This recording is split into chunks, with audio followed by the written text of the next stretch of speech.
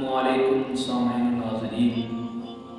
حضرت شفیہ اسوی رحمۃ اللہ علیہ فرماتے ہیں کہ ایک دن مدینے میں ایک آدمی کے ارد گرد بہت سے لوگ جمع تھے اور میں گیا اور میں نے پوچھا یہ آدمی کون ہے؟ مجھے بتایا گیا کہ اللہ کے رسول کے صحابی حضرت ابو ہریرہ رضی اللہ تعالی عنہ ہیں۔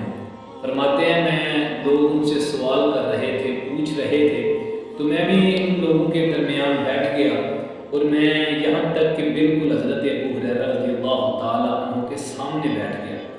فرماتے ہیں کہ میں نے سامنے بیٹھ کر پوچھا کہ اللہ کے رسول کے صحابی حضرت ابو ہریرہ رضی اللہ تعالیٰ عنہ آپ ہیں؟ فرمانے لگے ہاں میں اللہ کے رسول کا صحابی الحمدللہ حضرت ابو ہریرہ رضی اللہ تعالیٰ عنہ ہوں۔ تو فرمانے لگے کہ میں اللہ کا واسطہ دے کر پوچھتا ہوں مجھے کوئی ایسی حدیث بیان کرے کہ جو رسول اکرم صلی اللہ علیہ وآلہ وسلم سے آپ نے سنی ہو، اچھی طرح اسے سمجھا ہو۔ تو فرماتے ہیں حضرت ابو ہریرہ رضی اللہ تعالیٰ عنہ رونے لگے اور بے ہوش ہوئے۔ پھر ہوش آیا، پھر میں نے پوچھا، پھر رونے لگے، پھر بے ہوش ہو گئے۔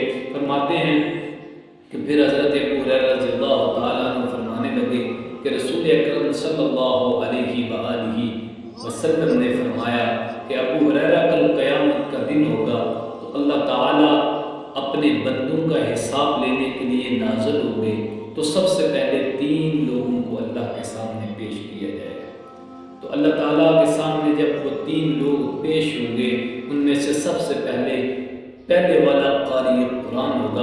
اللہ تعالیٰ فرمائیں گے کیا میں نے تجھے دنیا میں دین کا علم نہیں دیا تھا، اپنی کتاب کو نہیں سکھایا تھا، کیا تُو نے اس پر عمل بھی کیا تھا؟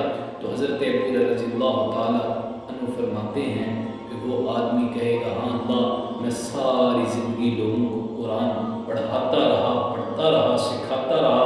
اللہ تعالیٰ فرمائیں گے نہیں تو جھوٹ بولتا ہے، تو اس لیے پڑھاتا تھا، اس لیے لوگوں کو بتاتا تھا کہ لوگ تجھے بہت بڑا قاری سمجھے، لوگ تجھے قاری کہیں، یا لوگوں نے کہہ دیا آج میرے پاس تیرے لیے اس کے بارے میں اس کے بدلے کوئی اجر نہیں ہے۔ تو دوسرے نمبر پر اللہ کا الحاکمین کے سامنے جس بندے کو پیش کیا جائے گا، حضرت ابو ہریرہ رضی اللہ تعالیٰ عنہ فرماتے ہیں اللہ کے حبیب علیہ السلام نے فرمایا وہ دنیا کا مالدار بندہ ہوگا۔ اللہ فرمائے گے میں نے تجھے کسی کا محتاج تو نہیں بنایا، میں نے تجھے دنیا میں اتنا مال دیا تو کسی کا محتاج نہیں تھا، آج بتا تو نے اس مال کے ساتھ کیا کیا؟ تو یہ کہے گا اللہ میں نے غریبوں کو دیا، اللہ میں نے مسکینوں کو دیا، اللہ میں نے یتیموں کو دیا، میں نے تیرے رستے میں خرچ کیا۔ اللہ فرمائے گا تو جھوٹ بولتا ہے۔ فرشتے کہیں گے یہ جھوٹ بولتا ہے، تو نے تو اس لیے دنیا میں دیا تھا کہ لوگ تجھے بڑا مالدار سمجھے، لوگ تجھے سخی سمجھے۔ جب لوگوں نے تجھے مالدار کہہ دیا، امیر کہہ دیا، سخی کہہ دیا، آج ہمارے پاس اس کے بدلے کوئی اجر نہیں ہے۔ تیسرے نمبر پر فرمایا وہ لوگ جو اللہ کے راستے میں جہاد کرتے ہیں، پھر لڑتے لڑتے شہید کر دیے جاتے ہیں، ایک شہید کو لایا جائے گا تو اللہ فرمائیں گے کیا تو نے کیا؟ وہ کہے گا اللہ میں تیرے راستے میں جہاد کرتا رہا، تیرے دین کی سربلندی کے لیے میں لڑتا رہا، یہاں تک کہ میں اپنی جان دے دی۔ اللہ فرمائیں گے تو اس لیے نہیں لڑتا تھا کہ تو اللہ کی رضا تیرے دل میں ہو، تو اس لیے لڑتا تھا کہ لوگ تجھے بہادر کہیں، لوگ تجھے جنگجو کہیں، یا لوگوں نے تجھے جنگجو بھی کہہ دیا، بہادر سپہ سالار بھی کہہ دیا، آج اس کے بدلے ہمارے پاس تیرا کوئی اجر نہیں ہے۔ تو حضرات اس واقعے سے کیا ملتا ہے؟ لوگوں حضرت ابو ہریرہ رضی اللہ تعالیٰ عنہ فرماتے ہیں کہ نبی کریم صلی اللہ علیہ وسلم نے میری رانوں پر ہاتھ مارا اور فرمایا ابو ہریرہ ان 3 لوگوں کی وجہ سے اللہ جہنم کی آگ کو بھڑکائے گا، ان 3 لوگوں کو سب سے پہلے اللہ جہنم میں ڈالے گا۔ تو اللہ تعالیٰ ہم سب کو ریاکاری سے محفوظ فرمائے۔